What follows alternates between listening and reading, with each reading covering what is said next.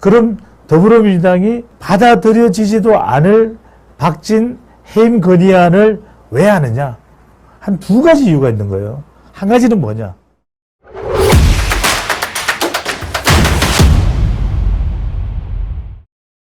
정치판이 어떻게 흘러가고 있을까요? 자, 첫 번째, 여야의 박진 줄다리기를 먼저 보겠습니다. 자, 왜 이렇게 박진 외교부 장관을 가지고서 난리법석일까? 그건 이유가 있는 거죠. 왜? 이번 대통령의 순방이 자, 크게는 세 가지입니다. 하나는 조문 외교. 자, 또 하나는 유엔에서의 다자 외교. 마지막으로는 한 캐나다 정상회담. 이게 세 가지가 이제 세트죠. 그런데 한국과 캐나다와 관련된 부분은 뭔가 특별하게 대통령 또 총리가 만나서 한국 캐나다 잘해보자. 그걸 뭐 흠잡을 데가 없어요. 흠을 잡기가 어려워. 근데 조문 외교, 그래. 이거 조문 외교 잘하나 보자. 그런데 도착하자마자 교통도 정체돼 있죠. 또 영국에서는 빨리 저기 찰석궁합 리셉션에 다들 참석을 해달라. 참석을 못하면 안 된다. 이렇게 일정 요청을 해왔을 때고 정확한 상황이 어쨌는가는 우리가 이제 밝혀져야 될 일이겠죠. 그런데 자, 이 모든 과정에서 기대치만큼 못 갔던 한일 정상회담. 그러니까 왜 우리 대통령이 일본 총리가 있는 건물로 표현도 그래. 공격하는 설명을 빌리자면 표현도 쫄래쫄래 대통령이 왜 일본 총리가 있는 건물로 찾아갔느냐. 이거야말로 굴욕 외교다. 이렇게 이제 막 공격을 하고 있어요. 게다가 지금 한일 굴욕 외교 그렇죠. 지금 헤드라인에도 그렇습니다. 영국 여왕의 참배가 취소됐다. 그 다음에 이제 바이든을 이번에는 또 윤석열 대통령하고 바이든 대통령 사이를 흔들어 놔야 돼. 그러니까 윤석열 대통령이 지지율도 낮은데 중요한 건 이제 또 보수층을 끌어안기 위해서는 한미동맹이 중요하니까 바이든 대통령의 한미정상회담에 모든 걸 걸었다. 그런데 에게게 정작 뚜껑을 열어보니까 한미정상회담 제대로 하지도 못하고 48초 그러니까 이렇게 프레임을 더 씌워버리는 거죠. 그러니까 48시간도 아니고 48분도 아니고 48초니까 얼마나 어처구니 없이 보여요. 그러니까 그래 봐라. 고작 해야 48초다. 뭘 했겠느냐. 그러면서 누구를 딱 공격하기 좋으냐. 박진 외교부 장관. 정말 이게 박진 외교부 장관이 이번 순방을 다 망쳐놓은 걸까. 박진 외교부 장관이 더불어민주당이 주장하고 있는 외교 참사라고 이야기를 하잖아요. 외교 참사의 주범인가? 아니 외교부 장관이 대통령의 성공적인 유엔 연설과 또 유엔에서의 외교를 위해서 미리 뉴욕에 가서 준비를 한 거예요. 안 가려고 어디 놀러 가려고 영국을 안 간 게 아니에요.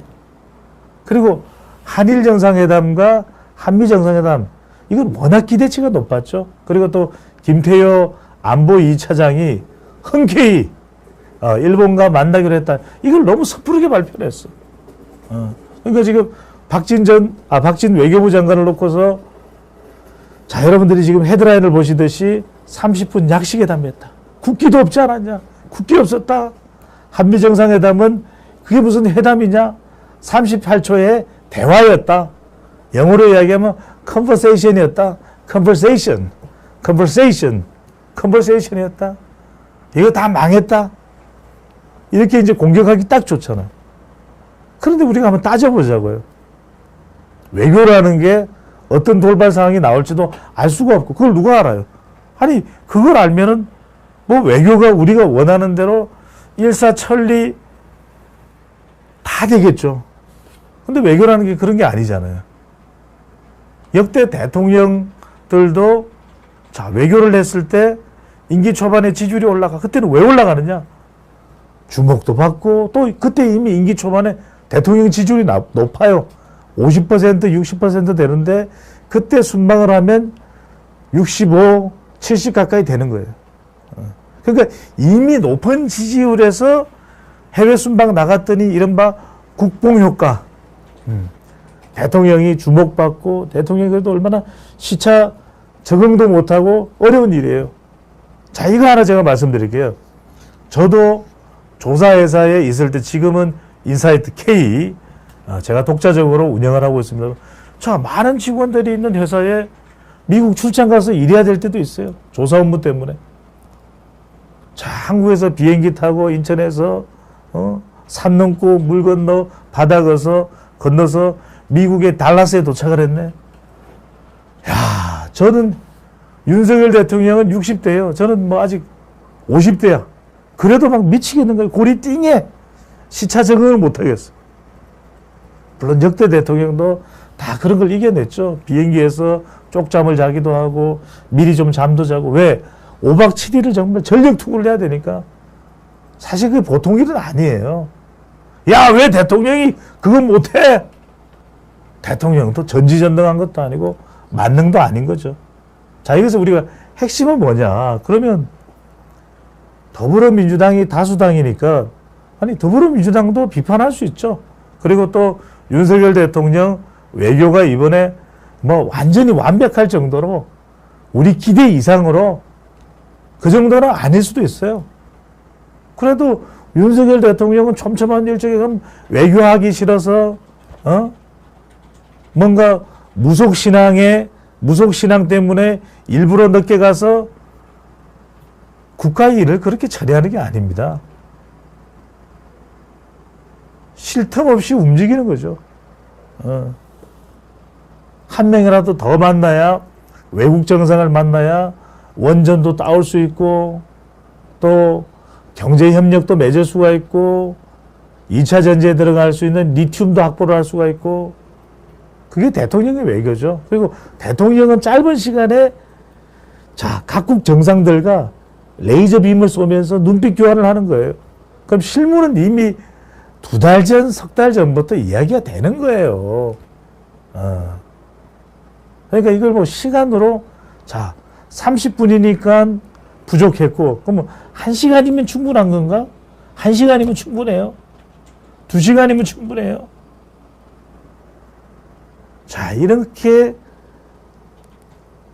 이미 답을 정해놓고 답정남이 돼서 그래, 윤석열은 어차피 우리는 공격할 거니까 아이고 얼씨구나.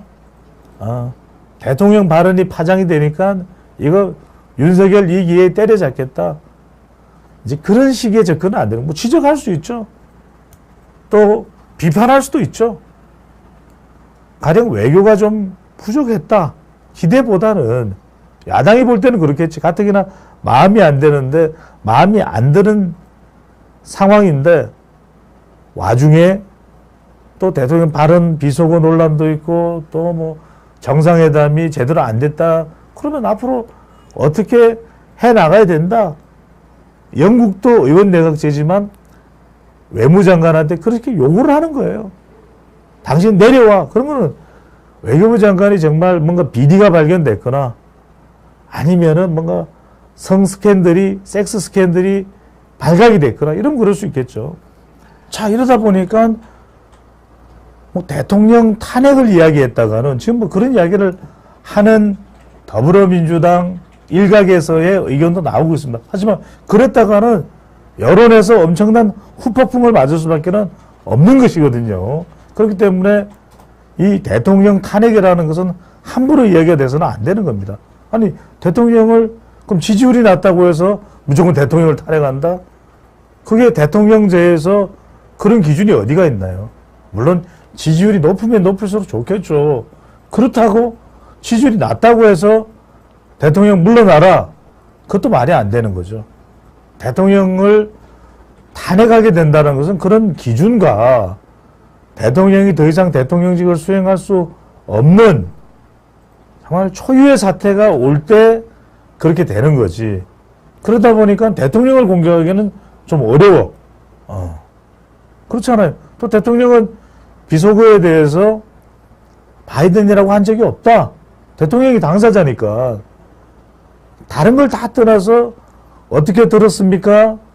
뭐 70%가 바이든으로 들었습니다. 65%가 바이든으로 들었습니다. 하더라도 당사자인 대통령이 나는 그렇게 이야기를 한 적이 없다. 그러면 이것도 우리가 진위 여부를 가리는데도 꼭 필요한 거예요. 그래서 지금 중요한 것은 박진 외교부 장관 해임 건의안을 윤석열 대통령이 받을 건가? 절대 받을 리가 없죠. 아직 임기 6개월도 안 됐고 이 순방이 그러면 책임을 져야 된다 그러면은 왜 외교부 장관이 책임을 져야 돼요? 아니 이렇게 좀 앞으로 외교를 더 해줬으면 좋겠다. 또 좀 이 부분이 안보실과 외교부가 호흡이 더 잘 맞았으면 좋겠다. 또 정상회담에 대해서 발표할 때 너무 기대치를 높이지 말라. 그렇게 요구는 할 수 있겠죠. 그런데 마음에 안 든다고 물러나. 이렇게 하면은 국정 운영을 어떻게 할 수 있겠어요? 오히려 더 후폭풍만 세질 수밖에 없는 거지. 이게 자칫 잘못하면 중도층에서는 뭐 지적은 할 수 있어요. 근데 계속 이걸 정치 공방으로 몰고 가면은 중도층도 너무 지나쳐. 너무해. 그러면은 또 생각이 바뀌어버릴 수도 있는 거예요. 후폭풍이 온다는 거죠. 그럼 더불어민주당이 받아들여지지도 않을 박진 해임 건의안을 왜 하느냐? 한 두 가지 이유가 있는 거예요. 한 가지는 뭐냐? 지금 대통령 지지율이 낮으니까 해외 순방이나 비속어 관련돼서 누가 더 유리해요? 어느 쪽이 더 여론전을 하기 유리해? 더불어민주당이 유리한 거 아니에요. 국민 여론이 별로 안 좋으니까. 그러니까 이 기회에 더 몰아붙이겠다. 더 몰아붙여야 다수당이기는 하지만 국정감사할 때도 더 우위를 차지하고 그래 우리가 주도하는 대로 끌고 가자고. 두 번째는 이렇게 세게 더불어민주당이 나가야 이재명 대표에 대한 수사도 좀 이거 뭔가 좀 절충할 수 있는 게 있지 않을까? 이재명 대표 검찰의 전면적인 수사도 좀 완화되지 않을까? 대통령도 코너에 몰렸으니까 검찰 수사를 저렇게 지독하게는 못할 걸 이렇게 생각하는지도 모르겠어요. 그리고 또 하나 더 추가하자면 외교부도 남북정상회담, 통일부도 있지만 외교부도 남북정상회담에 유엔에서의 결의나 이럴 때 관여하는 게 많거든. 그러다 보니까 일종의 박진 길들이기가 될 수가 있는 거죠. 그런 상황까지도 초래되고 있다 이렇게 봐야 될 것 같고요. 그러다 보니까 지금 이재명 대표 자 본인의 지금 사법적인 수사를 받는 것도 있고 2건이나 기소당했고 대표연설에서 강하게 이야기를 하고 있지만 이재명 대표 자신도 큰 소리를 칠 입장은 못 돼요. 그런데 자 이게 뭐 여론이 비속어 관련해서도 논란 관련해서도 대통령에 대해서 부정적이다 이런 결과 발표가 되고 또 박진 외교부 장관 해임 건의안도 발동하고 자 그러다 보니까 이제는 이재명 대표도 세게 나가. 왜? 더 세게 나가서 윤석열 대통령과 윤석열 정부를 거의 그로기 상태로 만들어버리자. 그렇게 되면 똑같은 이유인 거죠. 사법 수사에 대한 칼날도 좀 무뎌질 거 아니냐? 무딜 거야. 자 이재명 대표가 그래서 외교 참사의 책임을 분명히 묻겠다. 여기에다가 개헌특위까지도 이게 사실상 개헌특위라고 쓰고 안에 내포한 의미는 탄핵과 유사한 거예요. 왜? 아니 개헌특위라는 게 뭐예요? 개헌이라는 것이 대통령제를 바꿔버리겠다. 국민투표에 붙여버리겠다. 이 이야기는 여론전으로 가겠다. 그러면 지금 드러내놓고 후폭풍이 역풍이 불 수도 있으니까 탄핵을 이야기할 수는 없고 자 대통령 중임제라는 게 뭡니까? 4년 중임제거든. 그러니까 5년인 윤석열 대통령 물론 이제 그렇게 이야기를 하겠지. 아니, 이거 윤석열 대통령을 겨냥한 거 아니야? 물어보면, 아니, 윤석열 대통령은 현직 대통령이니까 현직 대통령이 아니라 다음 대통령부터예요. 막 이러겠지. 그런데 현직 대통령도 이런 개헌에 대해서는 쫄릴 수밖에 없어요. 왜? 수적으로 불리하니까. 여소야대잖아. 그러니까 뭐냐? 대통령 임기를 1년 날려버리는 4년 중임제로 가자. 이렇게 압박을 가는 거예요. 외교 참사 두고 보지 않겠다. 이제 주도권을 가져가려는 전략. 이렇게 해서 차곡차곡 공격을 해서 그냥 윤석열 대통령도 내다 꽂아버리겠다. 박진도 내다 꽂아버리겠다. 한동훈도 여차하면 내다 꽂아버리겠다. 그럴 때 올 수 있는 이익이 이재명 대표는 두 개라고 생각했습니다. 하나는 검찰의 사법수사의 칼날을 무디게 할 수 있다. 두 번째로는 많이 남은 것 같지만 이제 2년도 남지 않은 다음 총선에서 주도권을 쥐게 될 것이다. 이런 의도와 목적이 상당히 깔려있다. 이렇게 봐야 되겠죠.